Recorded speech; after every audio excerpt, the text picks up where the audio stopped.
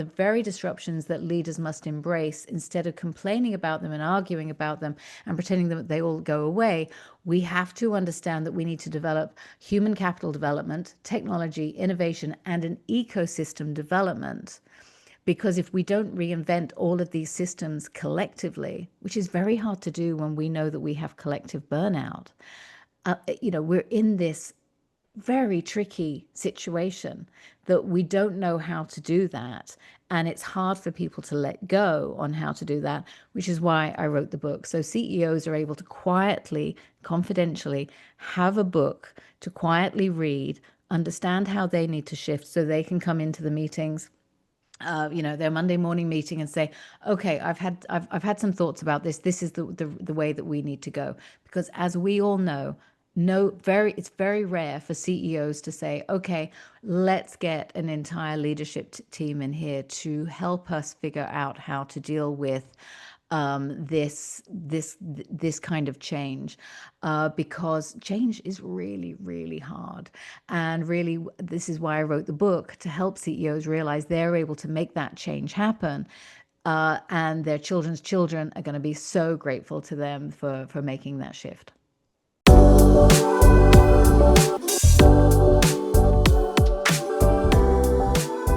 Caroline, welcome to the Book Thinkers Life-Changing Books podcast. I'm excited to interview you today and talk all about your new book, AfterShock to 2030. So here's my first question.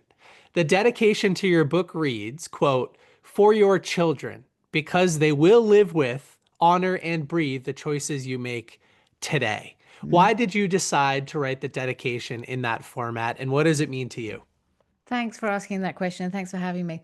So when I wrote this book, I started writing the book in 2024, and I could tell from forest fires, and I could tell from our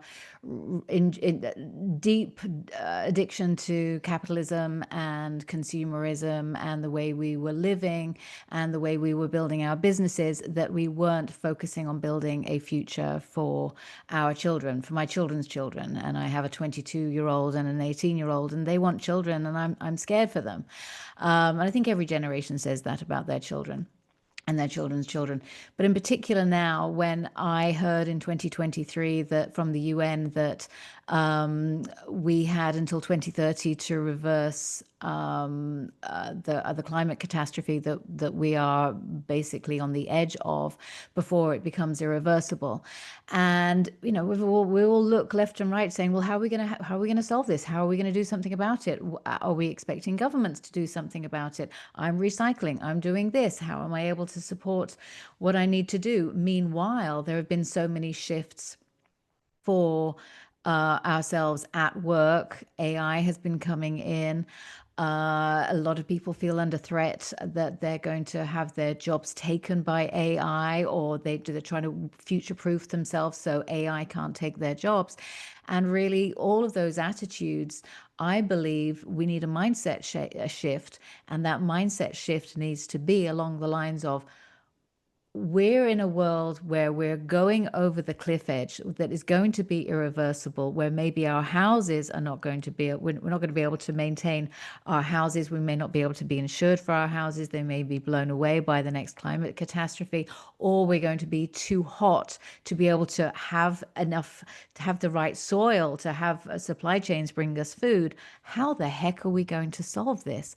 So this is where I did some very big thinking, and I went to MIT on 2 occasions to work on business sustainability, which in other words is environmental, societal, and governance, but hear about how the businesses can adapt for this climate shift. In the meantime, shortly afterwards, I then did MIT's course on AI for business sustainability and strategy, brought all of that together with the solutions that I had learned with my coaching experience and what have you. And I came to the end of it going, it is the CEO's moral obligation to adjust the direction of their organization to create a sustainable business model for people, planet, and to ensure that they're able to profit from it. Well, thank you for answering that question, and very clear answer. I've read a number of books talking about different leadership styles, but from a different perspective. I mean, I think we all know that in general, and I'm about to make a generalization, we're moving away from a top-down leadership style into Mhm. what a lot of people call a servant leadership style, and people focus on culture and employee engagement in different ways. But your book is really the first book that I've been diving into and reflecting on that talks about things from a sustainability perspective. Now, Mhm. you said there are a lot of CEOs that are resigning from their jobs because the pressure to adapt to this new way of thinking is just too much and it's happening too fast. Can you talk a little bit about some of the pressure that these CEOs that you're studying are going through?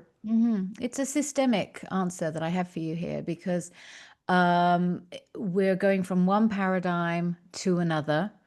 It's happening pretty abruptly. All the warning signs were there back in the 5+ years ago, just before the pandemic, and good, healthy organizations were adapted, usually in finance, usually in biotech.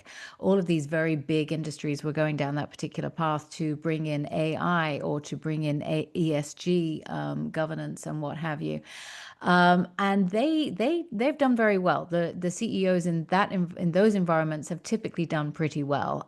But everywhere else, because it's been so volatile since the pandemic, even the World Economic Forum just yesterday or the day before, so that would have been the 23rd of September, it published a very sizable report for September 2025, specifically talking about the shocks. They've actually used the term shocks, which made me pretty happy, considering my book is called AfterShock to 2030. The shocks that have happened, and now we're at this tipping point, to use Malcolm Gladwell's phrase, which is that we're at this tipping point where we need to get used to this new shift. We're not going back. We've got AI, we've got the environment, we've got all of these different aspects. And we're looking to and let me just add on there, the societal dysfunction that we're now having, and when you include all of those three systems, you have to then understand that you have to operate your business in a very different way. And most CEOs were trained for the old paradigm. The new paradigm is going to be very easily understood by the what I call the AI native generation, which will be Generation Z, Generation A as they come in. Millennials as well, to a degree, are going to be able to adapt.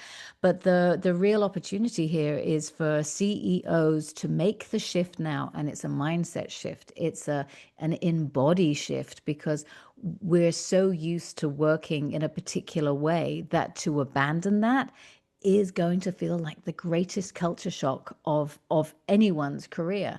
So yes, this year has been huge. We've had Edelman Trust Index talk about the era of grievance and the lack of trust in corporations and CEOs.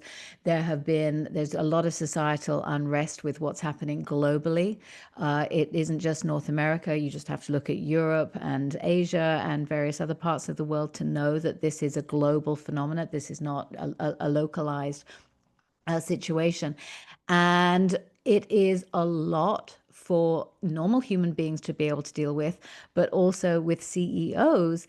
Just to go back to your question, CEOs being able to adjust the sales fast enough and through their own organizational system, because not only do CEOs need reinvention, their employees need reinvention, their supply chains need reinvention, their products need reinvention, to ensure that it's compatible with all of the different requirements, from an environmental perspective, climate perspective, supply chain perspective, etc., is profound. And I think this is why there's been such whiplash in 2025 in government and and economically, and why we're all a little bit shocked, to say the least. And the faster CEOs and their teams are able to realize that this is the reality that we're in, and not just say, okay, well, this is it, let's just give up. We'll just keep on shifting this product until, we're done. It's a case of really reinventing from the inside out, in probably the most exciting way that we've had since the last industrial era. Well, speaking of since the last industrial Mm, era, over time there have been big shifts and changes, and new paradigms are put in place. And I think that as you're highlighting, I think for a lot of CEOs, they're getting that wake up call today, really for the first time in their career, that a big change is happening mm, fast, not mm, gradually. But talk to us about your experience, because you had a unique upbringing in that you went mm, from England to Singapore, back to England. You got to watch a country and a society and a way of life change so fast, and it was shocking to you. Now, I'm sure for those living in England at the time, it didn't feel shocking because it was mm, happening gradually. But what mm. was that experience like for you, and what kind of impact did it have on your young mind? Yeah, take me way back to the 70s. I appreciate that. So, one of the things that we all don't realize until it's too late, it's called I'm sure you've heard of this on countless occasions. It's the boiling frog parable, which is you don't realize the environment or the situation heating up to becoming, that you can't escape until it's too late. It just becomes the norm. So I was very lucky. I was very, very young in the 1970s, and so young. I was 5, and went from living in the UK, moving to Singapore only for a few years, and then came back to not having any cultural understanding about what was actually happening in England. And then also, when I was living in Singapore, it was just a different environment. I felt very safe. I was able to walk around anywhere, I was able to do anything. And there was just a completely different perspective, a multicultural perspective that I hadn't experienced. I went back to the UK 1980, and found it an impossible concept, which was that the people in my school were very racist, because I came from a different place. I was considered an outcast because I didn't speak the same language, or have no, I did speak the same language, English, but I had different cultural aspects or experiences, and wasn't able to speak, the schoolyard speak, etc., etc. And I could see all of these systems around me being so different. And when you're so different, you have to adapt. And you never really lose the previous experiences that you have. You just learn to adapt. You become a chameleon. And then lots of different things were happening in the UK at that time. There was hooliganism. I remember I would go to soccer matches, as we say in North America, but in England it's called football. Went to football matches, and very quickly realized it was not safe to be there. It was not safe because the environment at that time with Thatcherism, it was just creating a really negative environment to be able to walk anywhere in those kind of environments. It did not feel safe. There was violence on the TVs. Anyway, fast forward to that, I went to college to do my business qualifications, and it was just at the tipping point. It was just on the edge of the recession, the very first recession that I experienced in 1989. And I could see then, how challenging it was for people to be able to pay their mortgages. There were a lot of people were losing their properties because the mortgage rates went up something like 12 points or something ridiculous. It was a very, very dark time in England. And at that time, I was also working at that time at Virgin Interactive before working for Sony to launch the PlayStation in 1995, and could see the different cultures that were, and people that weren't adapting even then to email, moving from fax to email, or moving from email to the internet, and researching and moving, being able to move a lot faster to be able to gather that level of information. So all of those experiences, and we all have them. We just don't often remember them to realize that we have experienced profound change in our lives.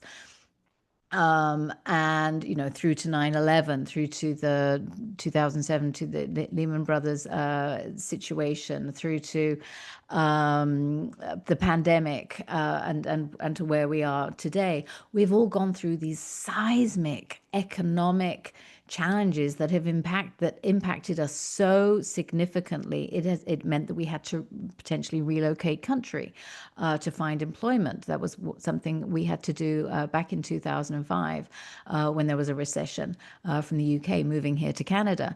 All of these different things impact our ability to survive. And right now, there is this huge migration, and I wish I could just remember it. I've just lost my words. But there's a huge migration of people from the global south moving to the global north, which is also creating a lot of unrest because of overpopulation and people not feeling like they're able to have access to gainful employment and all sorts of things like that. So there is incredible unrest at a scale that we've never experienced in our lifetime before. And when you account for that scarcity of maybe food supply, and people's ability to be able to buy and consume what they once used to be able to do, there are so many mindset shifts and habits that need to and will inevitably change. But the problem is that we're not all collectively in that boat like we were, for example, with the pandemic, where we all had to nod our heads and say, okay, the majority of us have to go and get a COVID shot.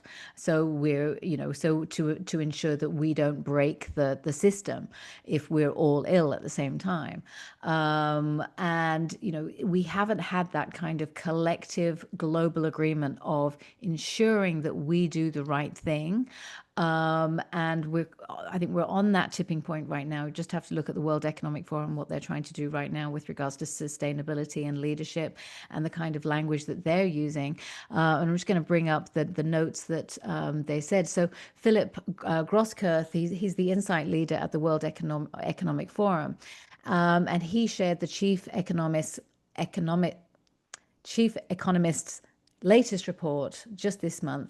And what he says is that the very disruptions that leaders must embrace, instead of complaining about them and arguing about them and pretending that they all go away, we have to understand that we need to develop human capital development, technology, innovation, and an ecosystem development.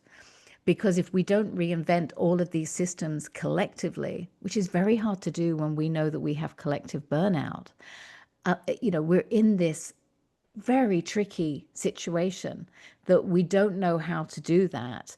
And it's hard for people to let go on how to do that, which is why I wrote the book. So CEOs are able to quietly, confidentially have a book to quietly read, understand how they need to shift so they can come into the meetings, their Monday morning meeting and say, okay, I've had some thoughts about this. This is the way that we need to go. Because as we all know, it's very rare for CEOs to say, okay, let's get an entire leadership team in here to help us figure out how to deal with this kind of change, because change is really, really hard. And really, this is why I wrote the book, to help CEOs realize they're able to make that change happen. And their children's children are going to be so grateful to them for making that shift. Beautiful answer again. And there's a synonym to the word change that you used in the book a couple of times, which is to evolve. And I think that if we can go from feeling like we're forced to change, and changing that to, hey, we have an opportunity to evolve. I'm 31 years old, so I guess I'm at the tail end of the millennial age bracket. And so I grew up in a corporate America prior to starting Book Thinkers where, yeah, companies would focus on providing value and profit for shareholders, and they could operate in a little bit of a silo. And so a manager of a company or a CEO could just focus on their business in a little bit of a vacuum. And the change that you're highlighting in the book, and that I'm starting to only digest really for the first time, I think, is that to be a responsible business owner moving forward, you have to be globally conscious and aware of how your business impacts the environment and the people around you in a different way. And you say in the book, the only way to survive is to evolve faster than the chaos around you. And so to be a successful CEO, and there are plenty of them in this audience, you have to focus on evolution. You have to evolve, and it has to be done fast. And a great way to accelerate that speed of change is by reading a book. I mean, I love reading books. You're condensing decades of somebody else's great experience and the shifts that they've gone through into days of consumption. Mm-hmm. Reading is such a great way to understand your entire build up for this argument. And so I have a question about the reading process quickly. You Mm-hmm. decided only to put this book out as an ebook and as Yeah. an audiobook. Tell us why you decided to do that. Well, it was very easy for me to do it because when I had my first book out in 2019, I felt number one, when you get your book, your box of books, and it lands, UPS deliver it and it lands, you are feeling so good. It's like, oh my gosh, all the hours that I've put into this book, hundreds and hundreds of hours, it's here, it's real. And then I realized, actually, I've kind of had an activist kind of mindset for such a long time. Why am I not actually happy with having books printed? As you probably know, when there's the minimum print run usually is about 3,500 books. 5,000 were printed, and I did the math. And when 25 books is the equivalent of one tree that's felled, Oh, wow. yeah, I've never uh, heard that before, but yeah, I believe that you've yeah. done your research. Yeah, I've done my research. But and a lot, the publishers will say, well, we reprocess it. Well, then you have to think about the amount of chemicals that are used, and where do the chemicals go? How are they disposed of? What area of land is actually being whose drinking water is being contaminated here? What systems are being overly done? So I look at that entire ecosystem. I'm pretty sure that it is unsustainable, and there are facts out there that it is unsustainable. And when I live in Vancouver, we experience forest fires every single year.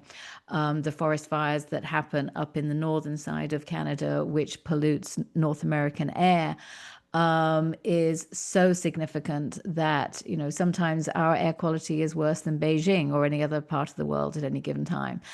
This is Vancouver, which is known to be like one of the cleanest, most sparkliest, most beautiful places on the planet. It's why British Columbia is called beautiful British Columbia, but often in the summertime, the sky is orange because of the forest fires in the south and the east and the north, and sometimes even in the west on the islands. So what are forest fires? They are trees, and they are carbon bombs that are happening at any time. So I have a real, as you know, I have climate in the title of my book. When I think about the climate collapse that is happening, I quit buying actual physical books a while ago and it was a very painful process to come to that realization that I need to stop my glorious, luxurious habit of buying a book. I'm not going to make a dent. But if, let's say, everybody that buys Brené Brown's latest book, she's probably got a print run of at least 500,000. But if 500,000 people decide to buy that book on an e-reader, on a Kindle, or whatever device that they use, or your mobile phone, or your Apple, what do you call it? If 500,000 people did that, that would change the industry and decarbonize it overnight. And someone out there would be the hero. Now, I have huge nostalgia for books. I have books, I have actual books, but I stopped buying books once I realized, how can I complain about the orange skies that happen when I'm contributing it to it? So I made that choice for myself. One of the things that also made me stop in my tracks is that I think it was earlier in September, a man named, I'm just going to read the data that I've got here, so I'm going to sound like I'm reading, but Dr. Luke Kemp, he's the author of Goliath's Curse, and he summed up the climate challenge in 5 words. It's going to potty mouth alert, potty mouth alert. So cover your ears up. So he says, and he's Australian, so Australians are known to say this. He said, "Don't be a dick." And in 2025, that means detangling from ritualized habits that feel harmless but do real harm. So, me buying a book. Now, the difference is that, because I romanticize. I know from a neuroscience perspective, I can remember where something that I learned, I know where it is in a page. I know that that is a scientific fact. But the reality is, if you have a Kindle, I use Kindle. I don't use anything else. I only need one device for reading a book. And because that has its own carbon footprint in itself, I have to read 36 books on my e-reader to ensure that I've then got a net zero point to it. So it's not that simple there, and so on. But the reality is that as early as 2007, the Green Press Initiative reported that U.S. publishing consumed, listen to this, 30 million trees annually and emitted more than 12 million tons of CO2. In the early 2010s, ebooks surged, offering a clear path to decarbonization, but for whatever reason, it then changed out. And you can have lots of different ways forward, but I had to make a stand for myself. If I can't ask CEOs to rethink their organization, I need to rethink how I do. And I can tell you right now how hard it was for me to not walk into a bookstore, touch the book, want to flick through the book and go, yeah, I'm going to feel good about reading this when I'm in bed, or when I'm walking around, I'm going to carry this around. It is one big, huge seismic habit change. But the reality is that there is a cultural halo around the book industry because it's very virtuous. There's a signal of intellectual status there. There are all of these like really great things about having a book in your hands, and it's very virtuous. But I wouldn't even have one single print copy for the Library of Congress, and I had to have that argument with the book publisher and say, nope, it's not happening, for the simple case that if it does, I cannot live up to my values, which is to support CEOs in their transformation. Just one book would mean, for me, this is just for me, that I wouldn't be able to do it. So it was a hard one to do because we've grown up with the romantic idea that books are educational. We learn from them. It feels good. It's nice to have them around. I still have books around, but I'm not going to buy new books. I listen to audiobooks, and I love listening to audiobooks. I listened, and I have my ebook, and whenever I see anything that I need to save, I'm able to save it and save the line and then use it for educational purposes, which is actually it's just like underlining something or highlighting it with a highlighter pen or putting a sticky note in the print copy. So yeah, I mean it's a pretty significant thing because one of the what I call a dirty secret of the print industry is that some 40%, upwards of 40% of books go unsold and are then pulped or burned.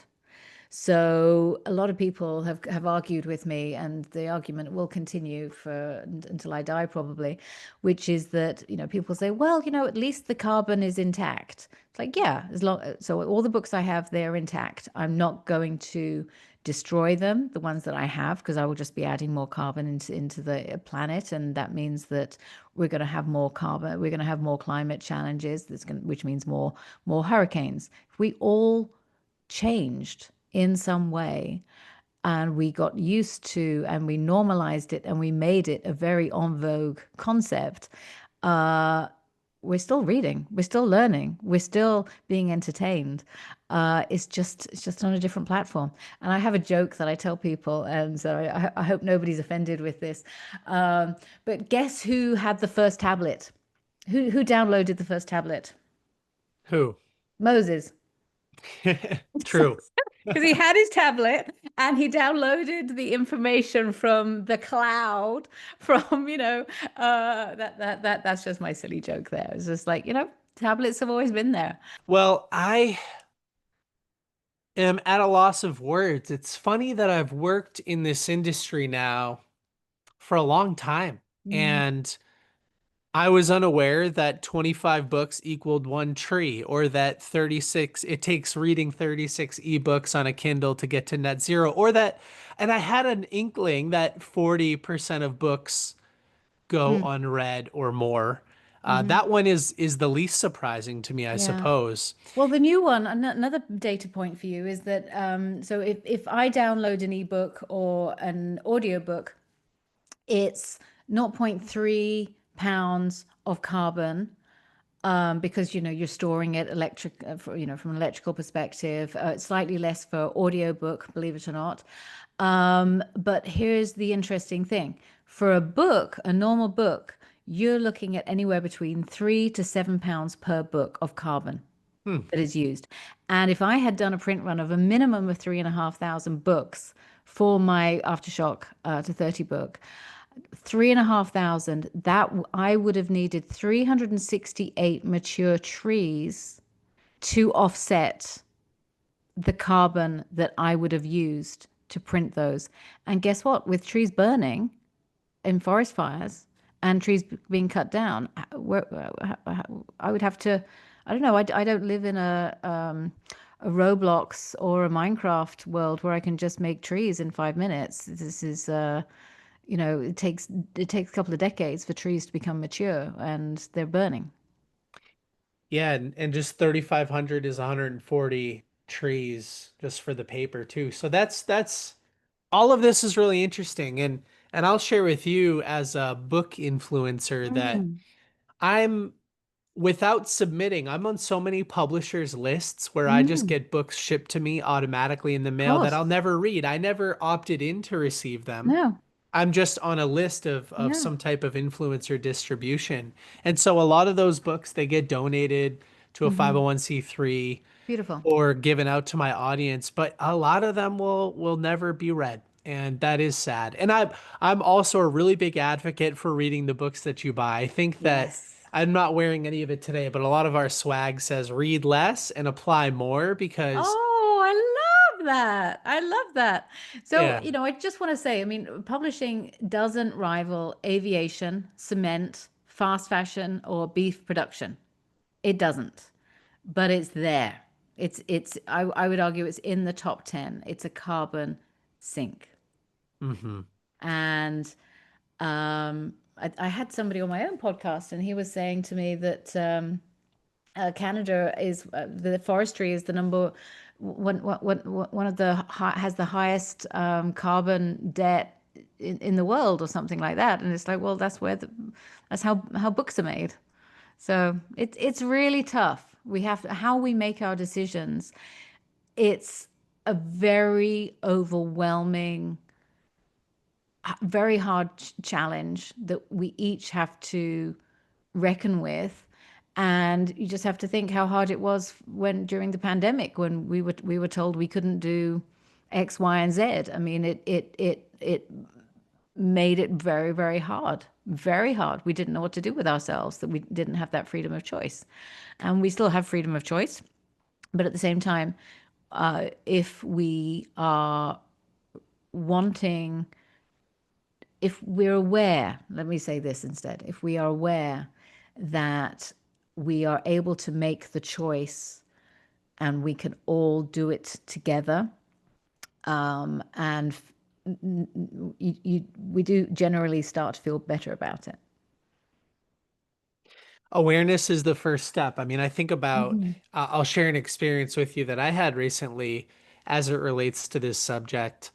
I mean, I moved to a reusable water bottle a long time ago Hmm. and away from plastic water bottle use. Hmm. But my family and I think this was 2 years ago, we went to a resort in Mexico, an all-inclusive resort, and the Mm. amount of plastic water bottles Right. that we saw, I mean, just tens of thousands a day, maybe with 1,000, well, maybe a little bit less, maybe 10,000 a day. I have no idea, but it Mm. was, I mean, I was aware of it and it was mind blowing to me. And I think a lot of people, as a result of this podcast, will look at their bookshelves and the books that they have in their Amazon cart through a slightly different lens.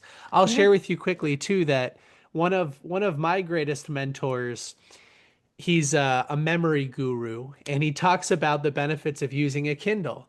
And he uses a metaphor that I love. He says that a physical paper book is like a paper map in the car versus a GPS, which is more like a Kindle. And he Right. talks about all of those features, underlining, exporting your notes, Mhm. looking up data in real time, Mhm. 1,000 books on one device. There are Right. just so many benefits to using a Kindle, and for some reason I've never got around to making that It's change. yeah, I mean, it's hard to do. I think, if you're open to hearing, my suggestion is that you ask your maybe you could suggest that you are going to be climate first from 2026 to the publishers that you work with, and you ask them to send it to you on your Kindle account. So you will have an email address on your Kindle account that is a dedicated Kindle email address, and they can then send it direct. They just forward it that way, and then you're not paying for they're not having to pay for shipping, they're not having to there's no carbon footprint with regards to gas and it being shipped to you. There's no packaging involved. There's no warehousing, and you would have saved maybe £7 of carbon. Hmm. I love the suggestion. And like I said, you've given me a lot to think about.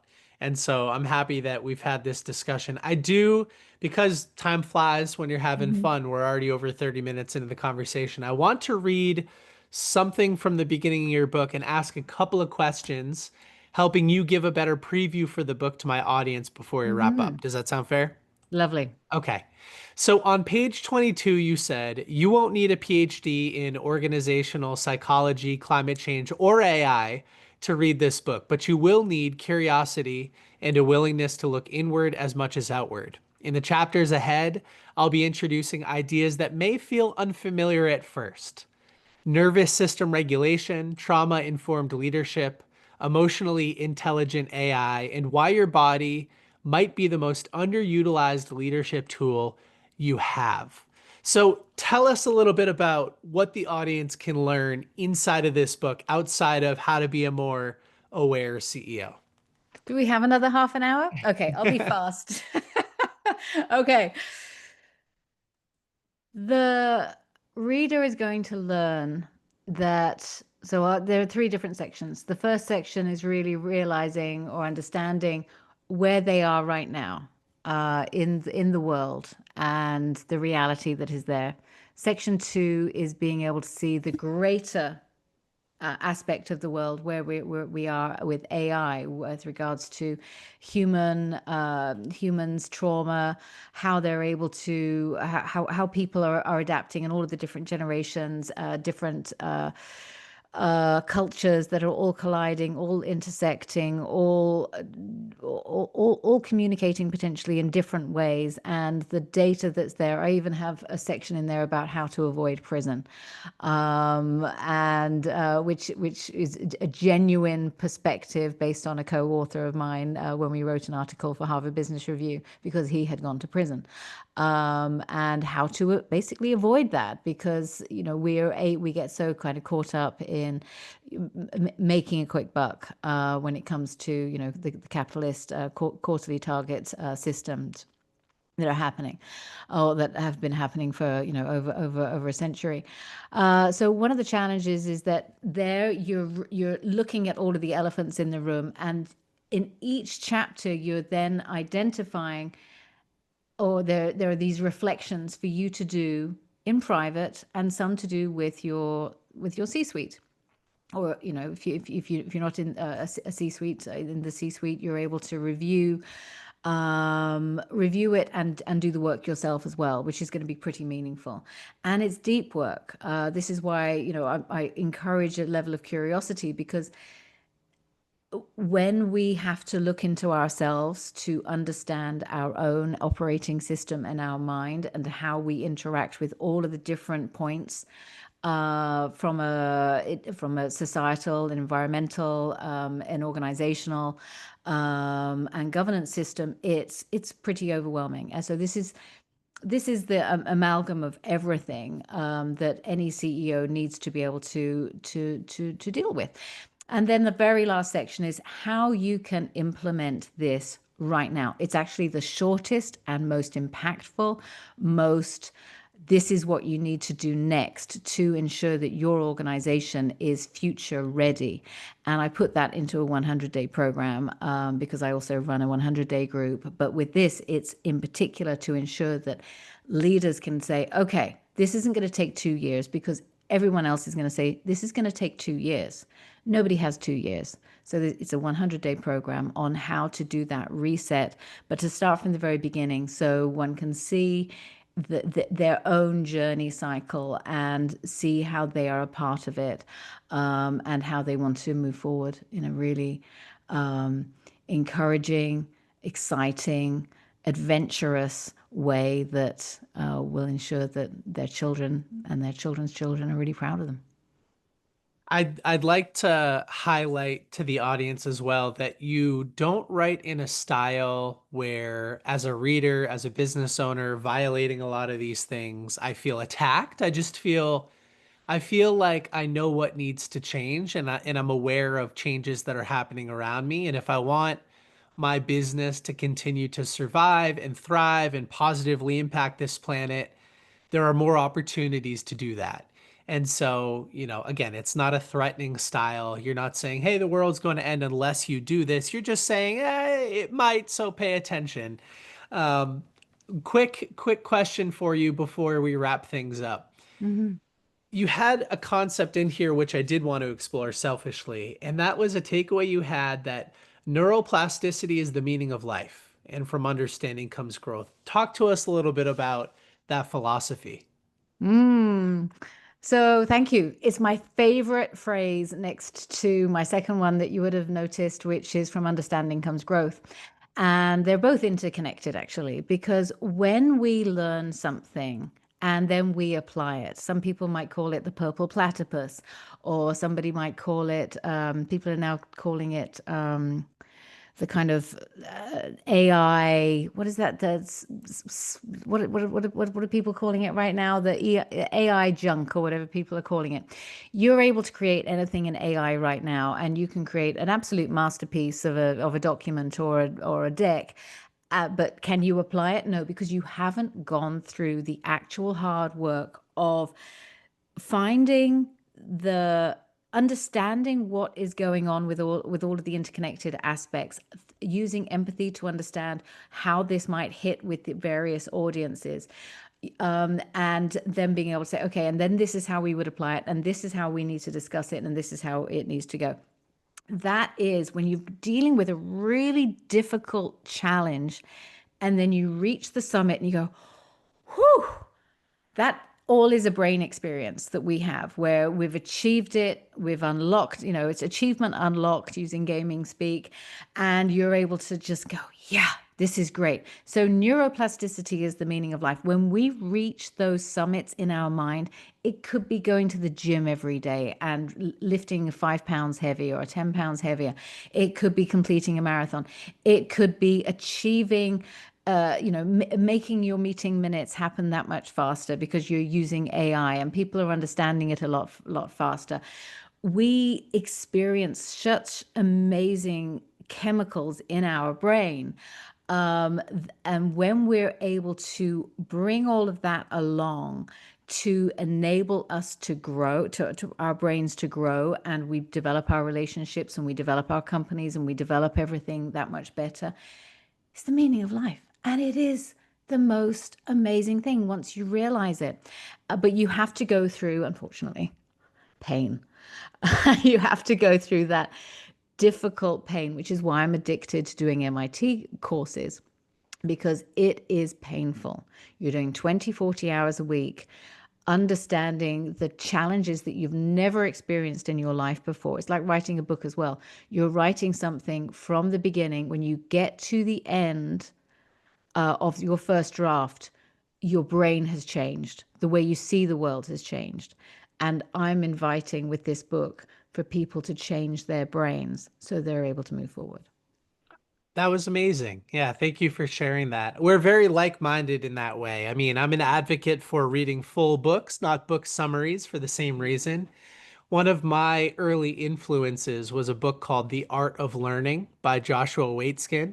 Wonderful. And he talks about studying subjects so intensely. He calls it form to leave form, or numbers to leave numbers, that you study something so intensely that your subconscious can take action on your behalf Mhm. automatically. And he became a grandmaster in two different, very different disciplines. One was chess, and the other was a form of mixed martial arts that I forget.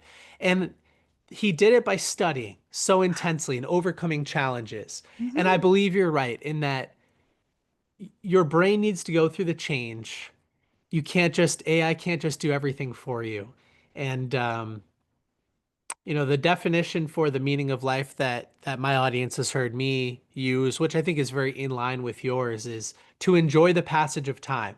But I don't enjoy my time if I'm sitting on the couch watching TV all day. It requires a little bit of pain. It requires overcoming challenges. That's why I'm involved in all sorts of intense activities outside of my work at Book Thinkers for the same reason. And I think neuroplasticity is the meaning of life is a great way to wrap up Mm. today. Thank you so much for your time. I really appreciate it. One more time, Caroline, where can people go to get an ebook or an audiobook version of your book? Thank you. I think Amazon is probably the best place. Apple Books also has it. I know Barnes and Nobles also you can download it, or obviously go to Audible and any other place where you're able to get your audiobooks. Thank you for the wonderful conversation. Thank you so much. It was really wonderful.